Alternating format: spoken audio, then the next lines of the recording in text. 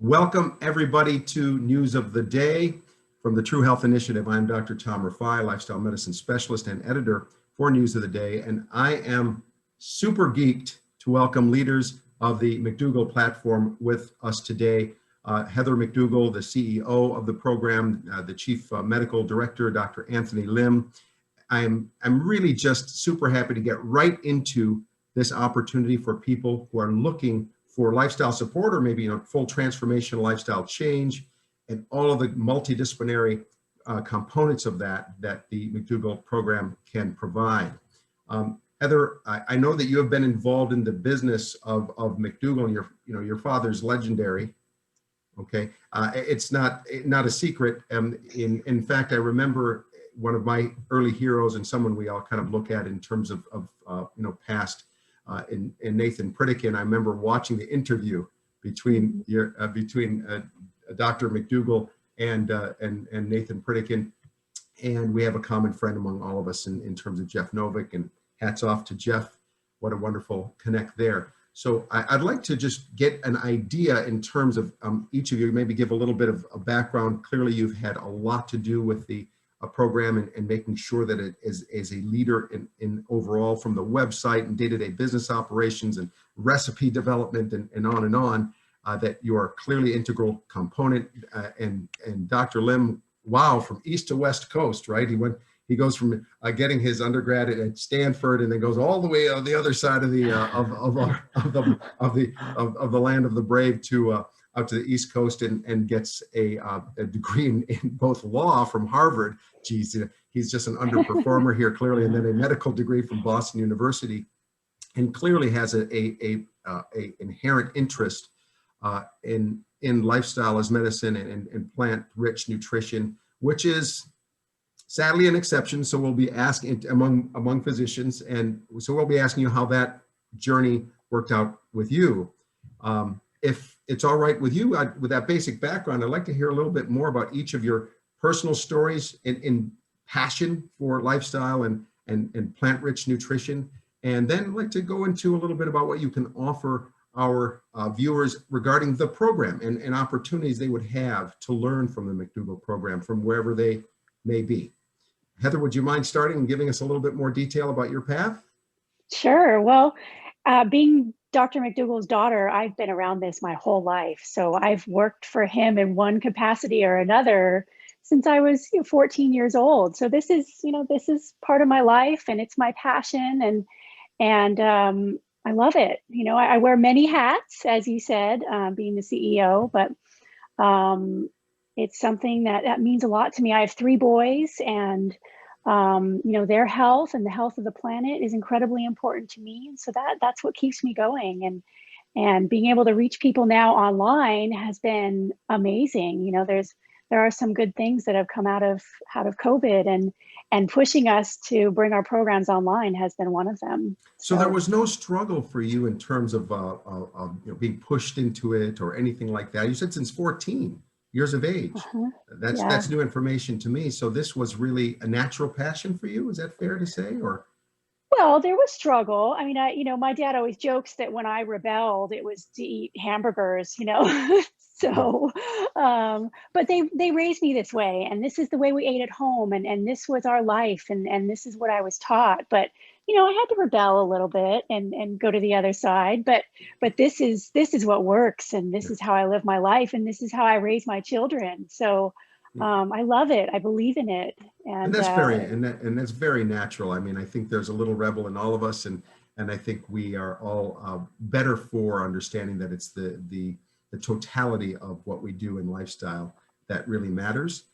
But you have to have typically a strong anchor and a strong basis in the center of gravity that McDougall is now, as you're stating, bringing to people everywhere and wherever they go. And you're obviously very intimately involved as well, Dr. Lim.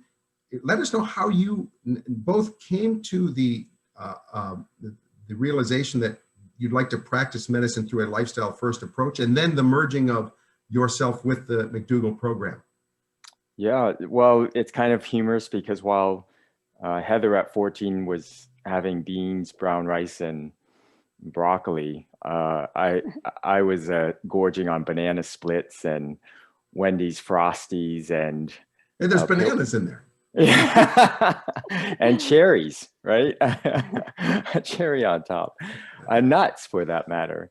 You know, my brother would make me a corned beef hash from Price Club and Pillsbury croissants, those triangles. So I was eating the standard American diet, and I was the chubbiest kid in my grade all the way through about 5th, 6th grade. So I started off with the standard American diet. I mean, my parents took me out to some good Chinese food, but a lot of junk. And that actually, I mean, it was a tough period of my life, being the, you know, the fattest kid in the grade and being teased and all of that. But I'm kind of looking back on it, I'm thankful, because what it did is it fueled a lifelong interest in nutrition. I remember sitting on the floor of they don't even have it now. It's called Crown Books. Maybe you remember. There's a bookstore called Crown Books. Mm-hmm. And I would just be sitting on the ground reading about nutrition and realizing like all the mistakes I was making. And so what preceded was I've done every dietary phase. I've done slim fast, and I did, you know, the low carb. I did the whole low fat phase of the 80s where you felt like you could eat everything as long as it said fat free. Kind of fell into the Mediterranean, you know, around 2013, you know, during my residency. I went to Boston University for med school from 2006 to 2010, and then came out here to Santa Rosa for family medicine residency. I remember being the keto guy during residency. And I was basically preaching to all my colleagues and my attendings how the secret to health was eating bacon and sausage, hold the toast. And I remember going to In-N-Out and ordering their sort of animal style burgers. So I kind of traced out my whole way through that. And then graduated residency. And 2014, I was just watching PBS. And I saw Dr. Joel Fuhrman come on the screen, and I had never met him or heard of him. And he mentioned 4 words that, despite 4 years of med school and 3 years of residency, were new to me: whole food, plant-based, and presented all sorts of evidence, sort of supporting this way of eating that blew my mind away. And that was the starting point, summer of 2014. And then what preceded was just kind of a growing interest in this area. And then the opportunity of a lifetime, 2015, when Dr. McDougall and Dr. Goldhammer at True North Health Center put out an ad for a joint medical staff position with their 2 organizations. And by that point, I knew who they both were.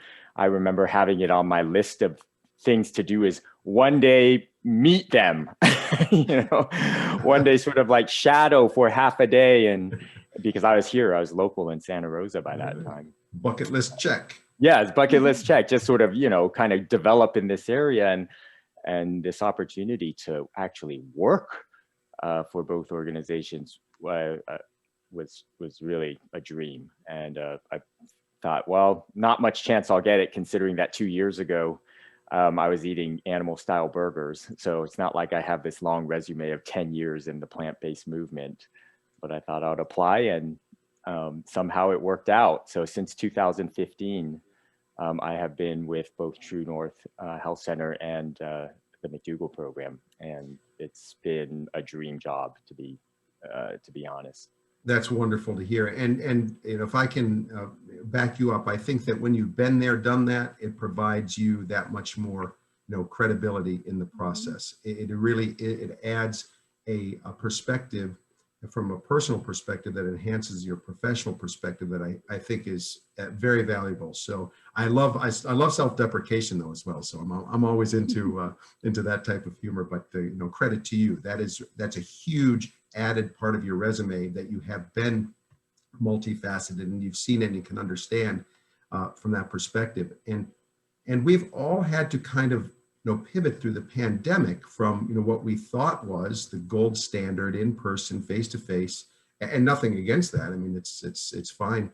And I'm not necessarily saying it's the horse and buggy, but these days, if you are not facile enough to leverage the skills that you can provide people through a digital framework, you're in some trouble. And you have done that, correct, Heather? We have, yeah. I mean, once we saw at, beginning of April that things were not going to get better quickly, we adapted. We just put all hands on deck to make our 10-day, now 12-day program into an online experience. And how are we going to do everything that we did at our in-person events? That was a challenge, but we've met it. And I think we've exceeded that challenge.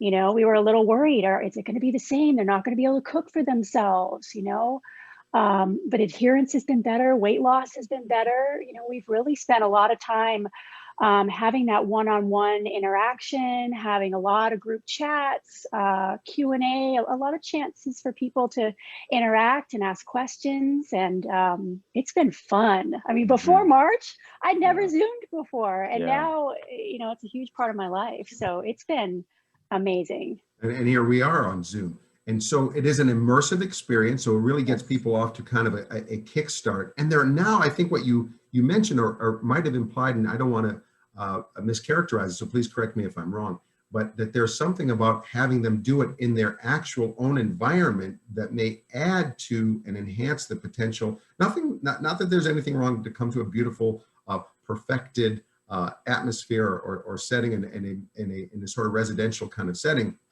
but there is something about doing it in the real world that it maybe serendipitously we're learning makes it even a better value. So in light of that, Dr. Lim, what would like a day, you don't have to go into lurid detail, but what would a day in the 12-day intensive kind of look like? What would someone who says, oh, I'm interested in this, and what can they kind of expect overall? Well, on different levels, they will get different things. So in terms of the medical care, they will meet with me at the start, like even before the program begins.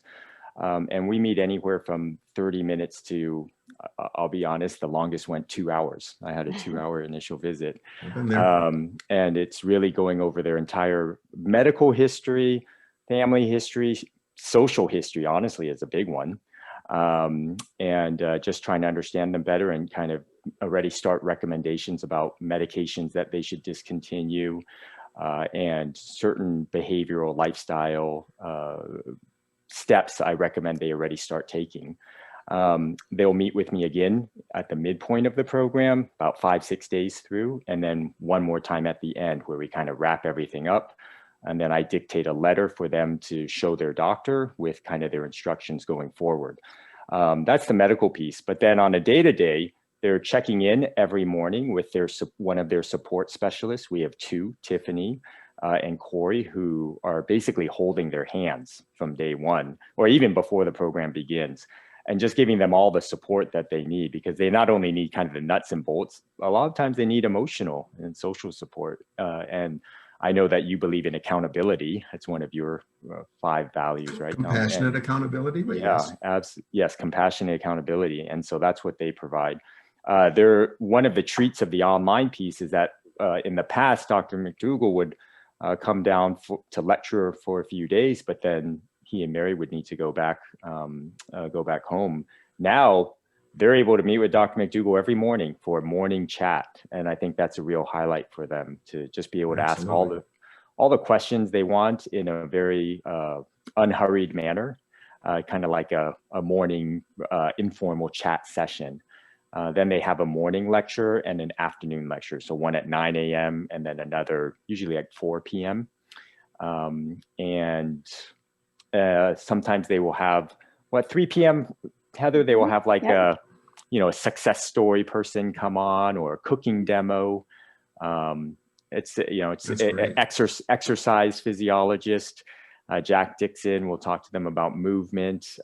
Dr. Lyle will talk to them about the psychology aspect. Jeff is just just an encyclopedia and hilarious. So he keeps things entertaining. And we were just remarking the other day that each member of the team were all so different from each other personality wise, yet somehow, it just fits. We complement each other really well. So there's a real synergy. It's been honestly, it's been a very effortless sort of integration of our team throughout these years. Can I ask also something you mentioned very important, and I'm glad that you brought it up, and one of the critical components of having the high quality medical oversight that you do. And one is, in actuality, maybe that's not medical, but also talks to your skills in the psych and social areas. You discussed the importance of their social environment. What do they have as far as, supporters versus saboteurs, if you will, if I may oversimplify it. And then you also mentioned a very critical point in lifestyle medicine, and that is the necessity for planning the deprescribing of pharmaceutical medicine, PHRM. And when you start to replace with FARM, pharmaceutical, or if you will, lifestyle as medicine, and that's an art form. So if maybe just a moment about how you discuss and try to investigate what is that social support, because you're seeing someone one-on-one, but to pretend we're an island unto ourselves, we know that we're not, Right. And then also the idea of the plan deprescribing, knowing the power of what McDougall and lifestyle medicine is doing, may very well necessitate some planning, and pretty quick sometimes, on de-intensifying the pharmaceutical regimen that they're on. Right. Well, yeah, speaking to the first, I will be honest, that is one of my primary areas of interest, which is just this idea that everyone here probably watching this knows the power of plants, right? Knows the power of whole plant food to radically transform our health. But what I've noticed now in 6 years in this role is that as much as we would like everyone to just get it right off the bat, not everyone does, right? And some people struggle. And for most of those people who struggle, it's not because they don't know what to do. It's because they have difficulty implementing and putting into practice what they know to be good for them. And that inevitably comes down to the psychosocial, emotional, environmental aspects. So I feel like if I don't understand that aspect of their personality, I can talk till I'm blue in the face about the power of cruciferous vegetables and legumes. If their life is topsy-turvy, they're still going to be driven to the high calorie dense fat, sugar, salt items. And so I found lately what I'm kind of advising patients on is twofold. On one track, we want to learn the McDougall diet, how to cook it, what to do when you eat out, how to make this happen when you travel. But then on the other sort of road of the journey is why. When you feel like you're stressed out and you're turning to certain foods, why are you going to those foods? And what can we do about the upstream reasons that you are turning to foods that you know not to be good for you? And so if we're hitting both of those in tandem, rather than solely focusing on here's what you should eat and why, then I think it just, provides a little bit more of a holistic view of their overall health and gets them to look at some of the deeper reasons. I'm kind of the belief that for some people, food is like alcohol. For some people, food is like nicotine. And in some sense, it is more of a symptom than the ultimate root cause. So we have to address both aspects. So I need to know who's in their home. I need to know whether the people in their home are supporting this way of eating or are belittling them with each meal.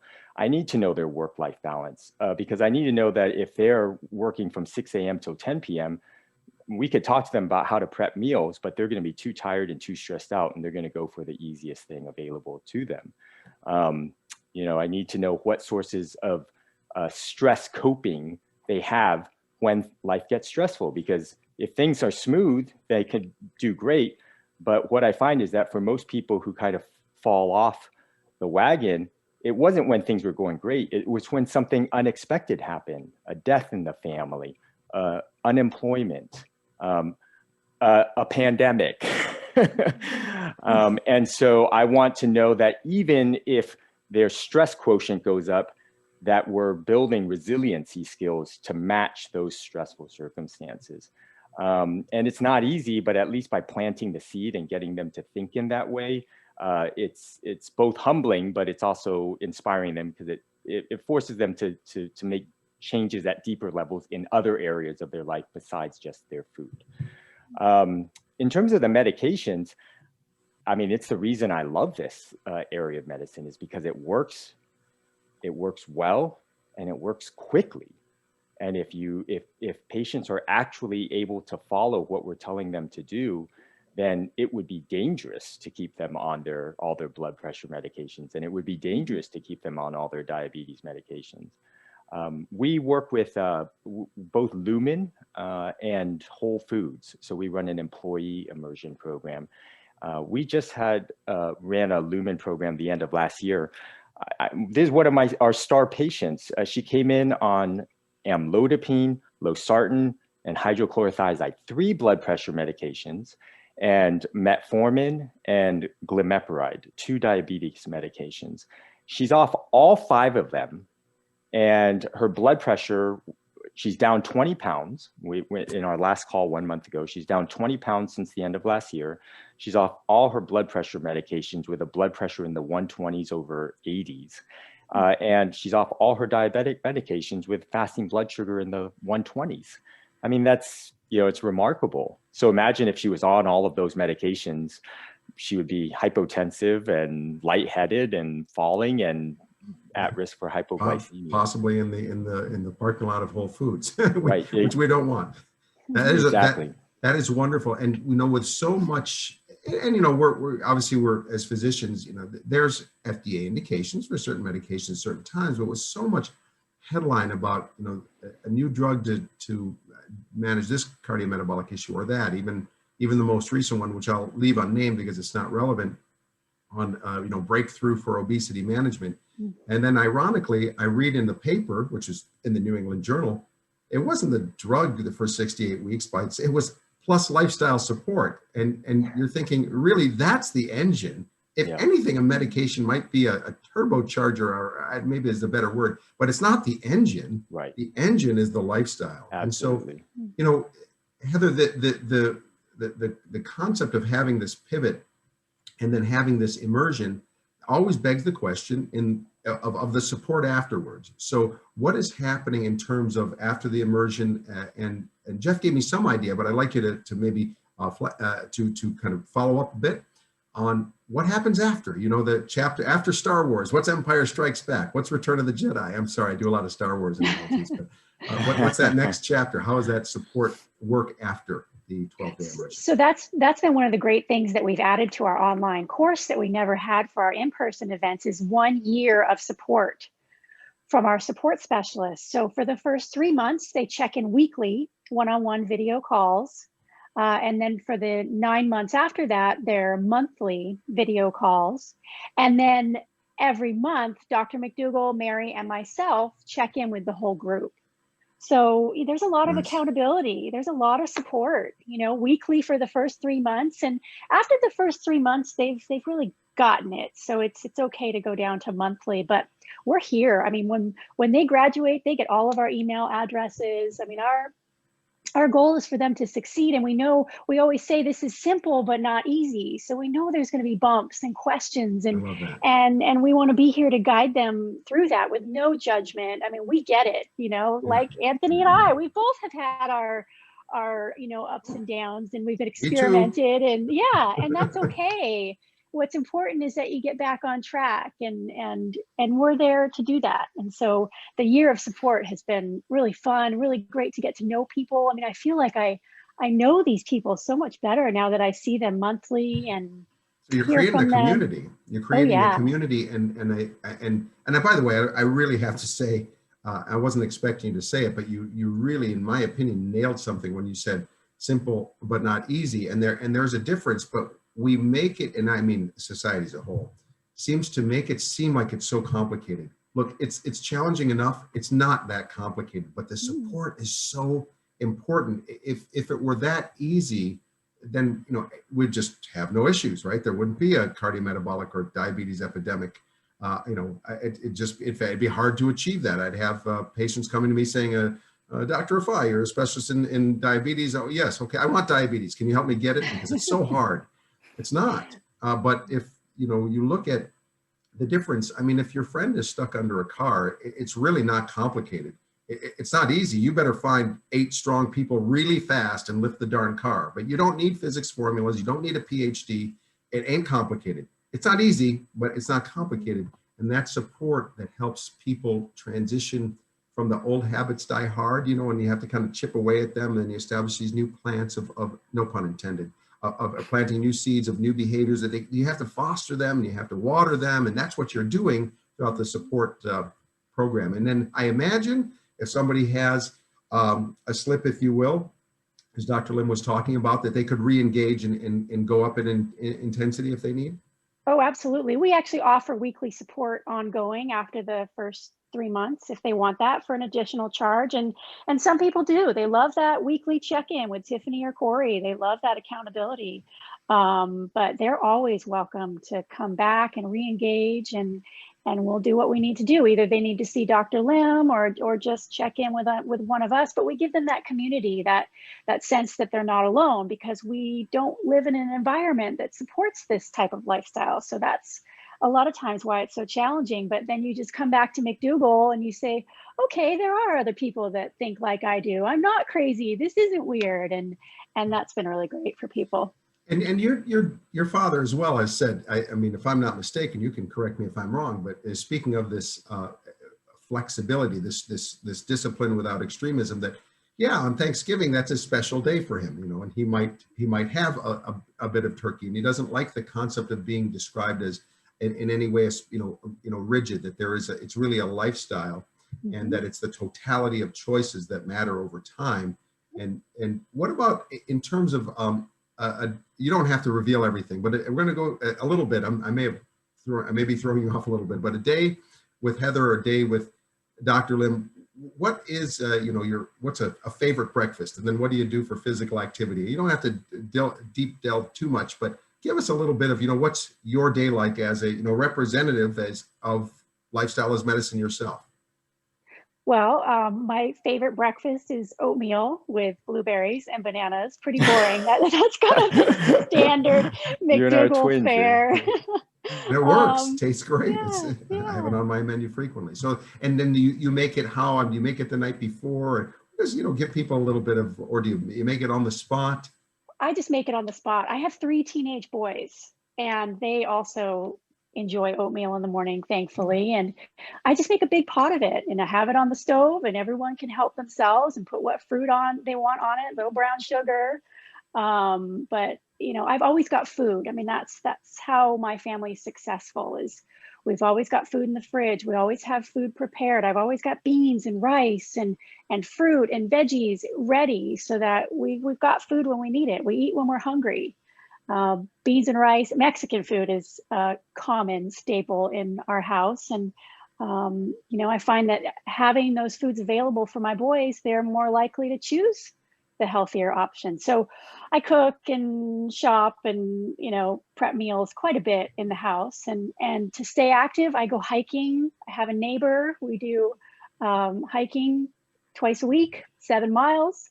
So social connection built into the physical activity, and what you were just saying which is, yes, you are what you eat, but you eat what surrounds you. So you kind of made sure to set it up for success in the household. It's a culture of the McDougall castle, if you will. Absolutely. Yeah. I mean, life's been different. We're at home. My kids are learning online, but we're making the best of it. And we haven't gained the COVID-15, we've been eating, or the COVID-19, we've been eating well and staying active and finding things to do.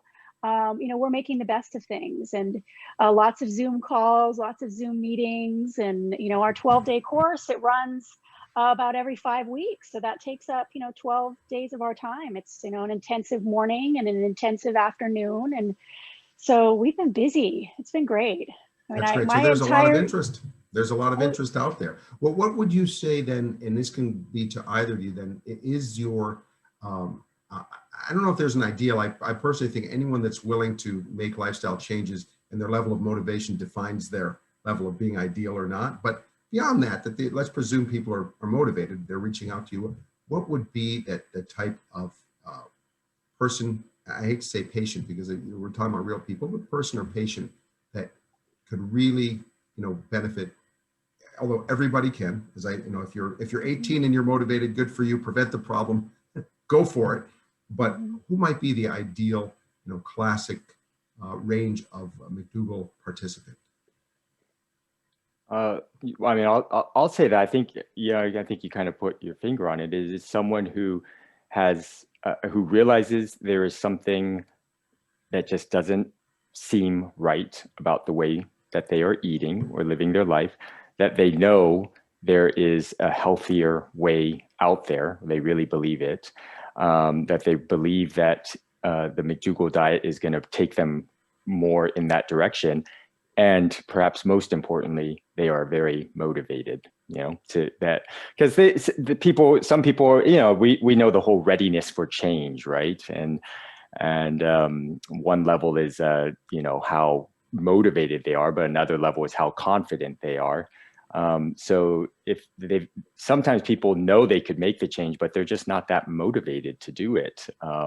They like whatever they're eating too much, but if they both know they need to make the change and they're motivated to do it, then they're in that sweet spot. And then my personal favorite, I like working with people who are humble, who are willing to say they don't have all the answers. They're willing to learn. They're willing to change. Yeah, and the people who are proud and can't sort of see that they have any issues those are the toughest ones. And it's notable that both of you, and something I appreciate a lot, have expressed in a sense how much you are humble in not only your personal journeys, but about learning about others, that there isn't this, I've got the answer, really don't need to know anything about you, this is what you do. Oh, yeah. You know, that prescriptive approach. What is your, again, don't have to delve too deep into it, Dr. Lim, but your day, you know, what is I guess you mentioned the breakfast, but if you want to give a number two favorite, that's fine. How do you I'm a batch cooker. I'm a batch cooker. So I will make a huge batch. So this morning I made a huge batch of steel cut oats with Asian pears. Like I boiled some Asian pears, then threw some oatmeal in it. And then that's like in my Tupperware. And then I'll just scoop that out. So I scooped a big scoop of that out this morning, microwaved it, and then threw in a ton of Costco frozen blueberries with Costco organic walnuts and mashed banana as my sweetener.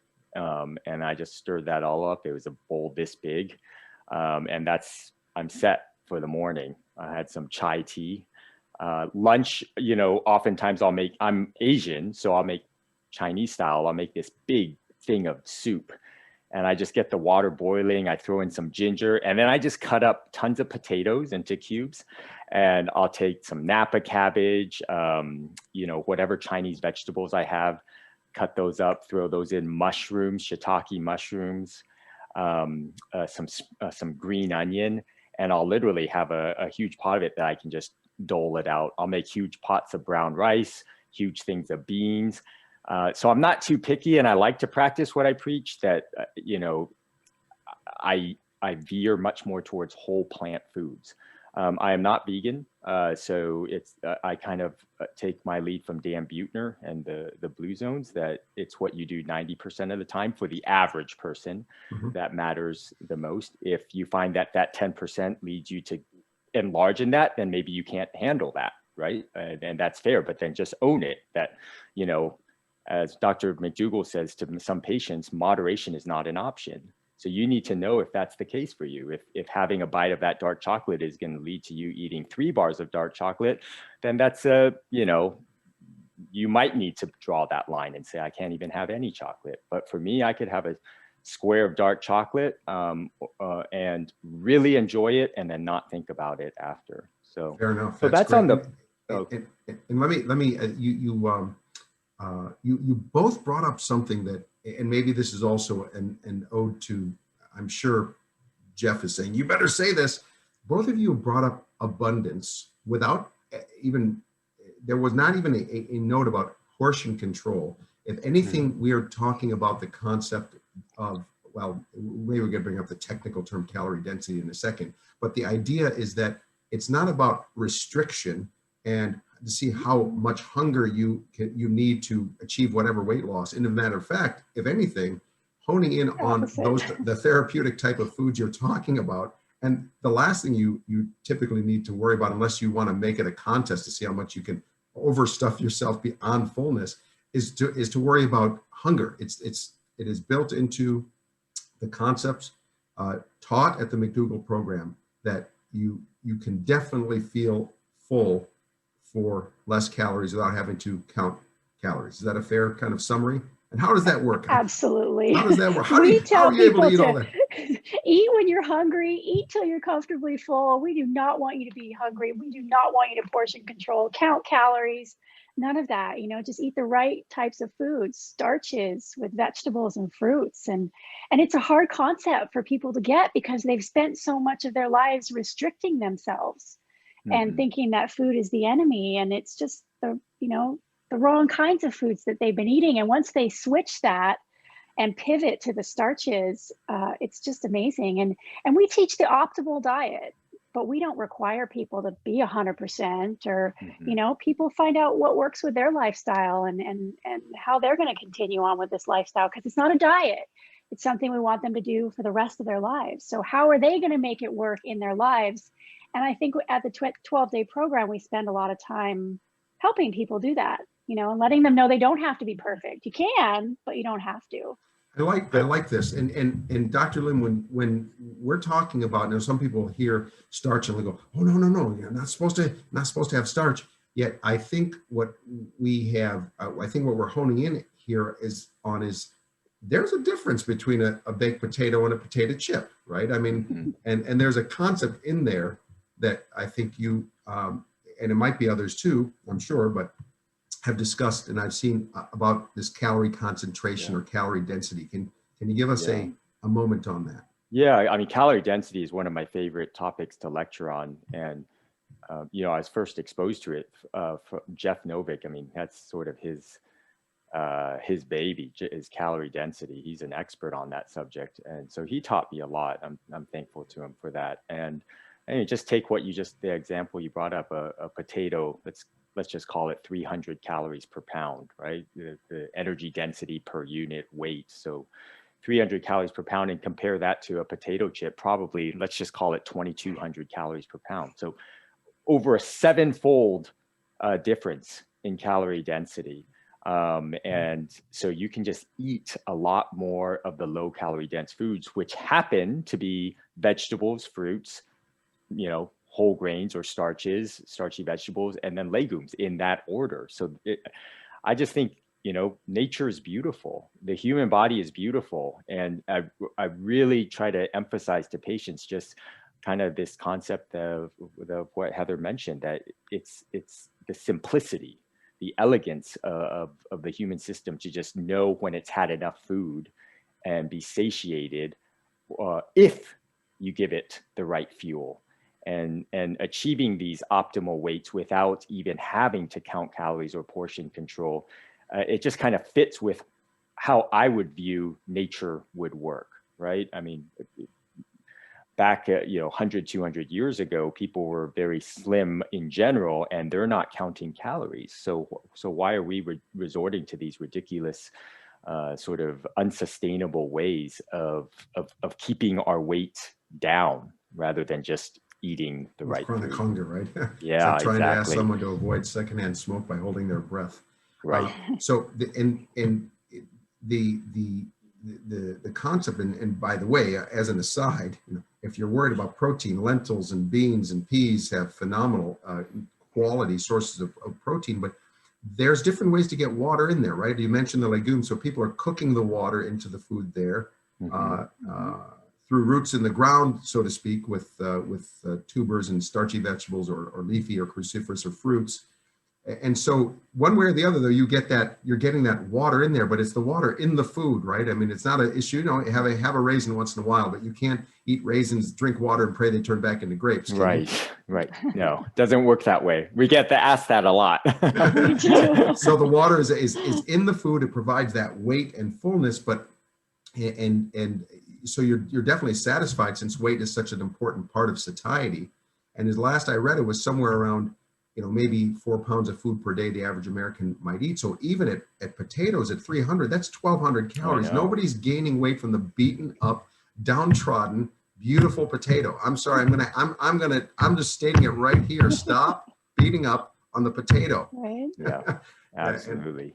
And so Well, yeah, go ahead. there's a funny quote from a patient of ours a few years back after the 10-day program. In my exit visit with her, she said, "Dr. Lim, all my life I've been searching for that magic pill, that thing that I could do that could just give me optimal health, and I've never been able to find it. I've tried this, I've tried that, it's never worked. I finally realized what it is." It's like, "What?" It's like, "It's a potato." And she literally held up a potato. I'm like, you get it. You get it. That is the magic pill. And I've been, this last week, I've probably interviewed 25 patients for this upcoming program that starts next week. And it's been so fun. Just 2 days ago, one mother-daughter parents in near Seoul, Korea, in South Korea, another person in Beijing, China, and then 2 people in Canada who had immigrated from China. It's a very international program. I love that. I just think that in interviewing these patients, there's just a lot of excitement, a lot of motivation, a lot of desire to come off their medications and make these lifestyle changes. During the program, it never fails to disappoint. They just leave more excited than ever. So. And your reports are coordinated with the primary care doctors, so they have that kind of continuity. And how do you communicate to the primary care? Either is there a digital piece that they might get and they can send it to their primary care doc, or do you send a note? Well, what I do is I dictate. Still old school, so I'll dictate and then send it to our amazing transcriptionist Trish, and then comes out in this nice letterhead, and that's sent to the patient, and then they will typically at their next primary care visit bring that to the primary care doctor. But sometimes, just the other day, I was on with we have a patient with rheumatoid arthritis, and the doctor wanted to speak with me. And so we had a great chat in the morning. And I love that because it's just a chance to educate other doctors who are still kind of stuck in that mentality of, you see a problem, you treat it with medications. And so just to even like a few minutes just to say, that was me. And just so you know, it is the closest thing to a modern day miracle when you see patients in a matter of 12 days come off medications just by changing the way they eat. It's awesome.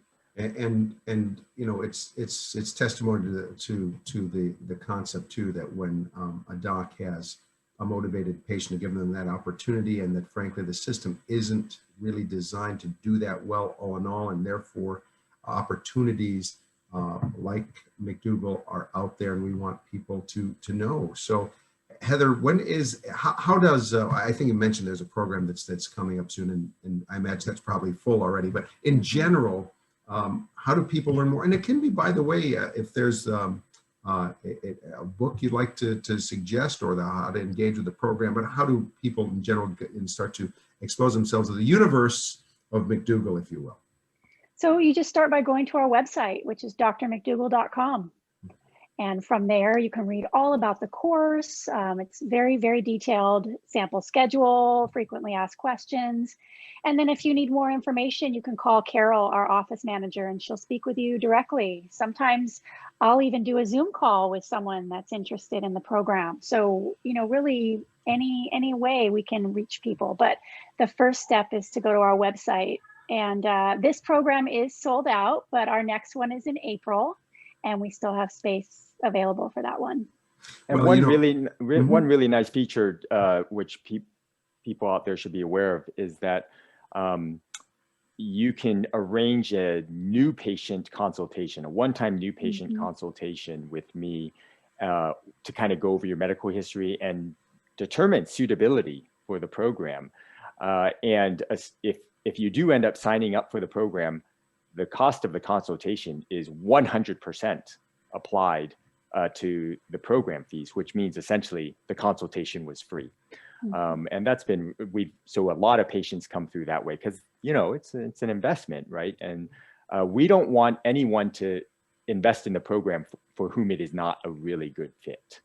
And there are those patients where after a half-hour conversation, we can tell this, you know, given where they're coming from and given what we offer, this isn't the best fit. And you know, I'll send them wherever would be, if possible. And that allows them just to pay for the consultation and not have to invest all the time and effort. So that's just another thing that it's good for them to be aware of. Well, you know, Heather and Anthony, thank you so much for taking the time to explain the process and how lifestyle medicine works at the McDougall program. It's great to have champions that are out there, and resources are sometimes difficult for people to understand or know where to go. So we think this is a great way for people to have not just seen the beautiful examples they'll see on drmcdougall.com, but to meet too and really kind of get into your lives a little bit and learn about what makes you tick. I truly appreciate the time, and on behalf of the True Health Initiative and News of the Day, thank you so much, and I hope you have a wonderful Valentine's Day weekend to both of you. Thanks, Tom. That was fun. Appreciate it. Absolutely.